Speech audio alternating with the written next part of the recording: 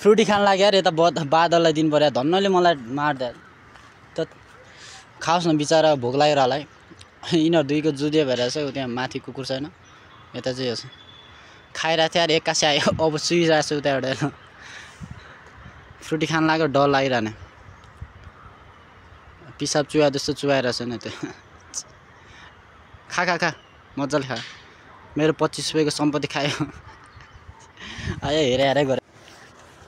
so what's up guys this boy यो सोयन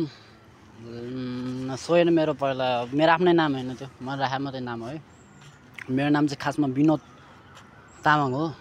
अनि त्यही हो मलाई अहिले अब युट्युबमा विनोद भनेर चिन्छ हैन त्यही हो अनि आज चाहिँ म गर्नमा बिहानै जगिङ गर्न आएको अनि कति बजी आएको भनेपछि म कति बजी आएको भनेपछि उठाउँ त म 5 बजी उठ्यो हो आउनु चाहिँ म त्यही भन्नुपर्दा नढाँटी गर्नु भन्नुपर्दा म 4:30 बजी उठे आज 3:45 4:30 र 3:45 मा अलिकति मात्रै फरक छ है तर टाइम भनेको टाइम टेबल मिलेन भने तिम्रो हैन लाइफमा केही पनि मिल्दैन हो कि हैन सबैको तिम्रो मेरो संसारको जसको भयो नि मिल्दैन त्यही भएर टाइम टेबलमा हिँड्नु पर्यो तर म चाहिँ टाइम भन्दा छिटो उठिदिन्छु कि म चाहिँ फेरि यस्तो बानी छ मेरो टाइमबाट छिटो उठिदिन्छु कहिले चाहिँ फेरि ढिलो हुँदैछ कि म ठिक टाइममा उठ्नै सक्दैन कि किनकि भने अब कहिले मलाई निन्द्रा छिटो पुग्छ कहिले निन्द्रा पुग्दैन अनि त्यही भएर आज चाहिँ म 5:30 बजी 4:45 बजी उठ्यो र अनि मुखसुख धोएँ अनि खाजा खाएँ अनि आएँ अनि त्यही हो अनि आएर एक्सरसाइज गरेँ त्यो एक्सरसाइजको भिडियो चाहिँ म पछि हालौँला है अहिले मलाई अलिकति जागर चलाएन एक्सरसाइजको भिडियो हाल्यो भने फेरि यो भाइ त फेरि खतरनाकै रहेछ हेर्दा मात्रै सानो हैन तर कुराकानी चाहिँ फेरि बबाल भने जस्तो चाहिँ हुन सक्ला अनि त्यही भएर हो अनि त्यसपछि एक्सरसाइज गर्दा अहिले कति बज्यो भनेपछि त्यो 7:30 भइसक्यो 7:30 म यहाँनिर जगिङ गर्दै आएको जोरपाटी भन्दा मेरो जोरपाटी भन्दा अलिकति उतापट्टि चाहिँ अलि यता र उतामा चाहिँ बिचमा छ कि हैन त्यहाँनिर बस्छु अनि त्यही हो अनि जगिङ गर्यो अनि एक्सरसाइज गरेर 1 घण्टा 1.5 घण्टा लाग्यो अनि अहिले चाहिँ म अब जान फर्किन लाग्यो बाटो चाहिँ अब यहाँनिर ठ्याक्कै यसको यता हो यसमा म देखाउँछु ठ्याक्कै यहाँनिर हिँडिरहेको छु यो बाटोलाई चाहिँ अब गोकर्णको बाटो भन्छ अनि अङ्कलहरू एक्सरसाइज गर्नु भइरहेछ एक्सरसाइज र जगिङ अनि यहाँ घाम हिजोदेखि घाम लाग्यो कि हिजो दिउँसोदेखि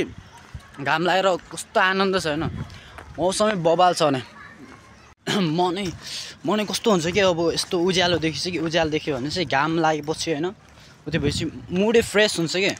अब कहिले के हुन्छ नि घामै लाग्दैन है घाम लाग्दैन अनि त्यहाँदेखि अलिकति त्यो अप्ठ्यारो हुन्छ अनि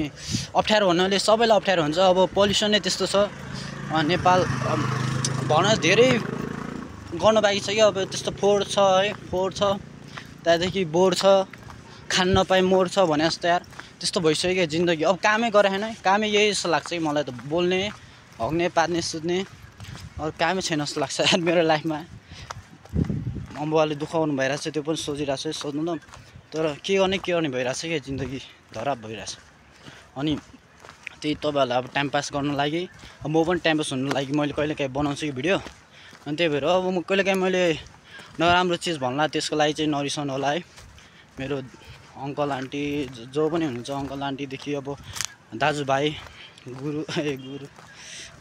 त अब भन्नु पर्यो नि त किनकि अब म पनि मेरो अब साथीहरू कोही लामो छ नि त त्यही भएर अनि त्यही हो अहिले चाहिँ म हिँडिरहेको छु बाटोमा अनि आज चाहिँ मैले अरू केही गर्ने सोच्थेँ होइन तर के सोचे हुन्छ कि म अर्को के गरेर सोचेँ फेरि त्यो सोचे एक करोड भएपछि फेरि अलिकति मान्छेलाई अभावमा पार्नेछ दुनियाँ अर्को भने जस्तो हुनेछ एक करोड पनि हुनुपर्ने रहेछ लाइफ भनेको अब जिन्दगी भनेको चाहिँ एउटा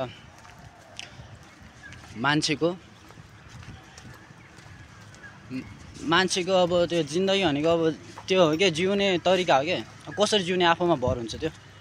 भयो उठेर हुन्छ कि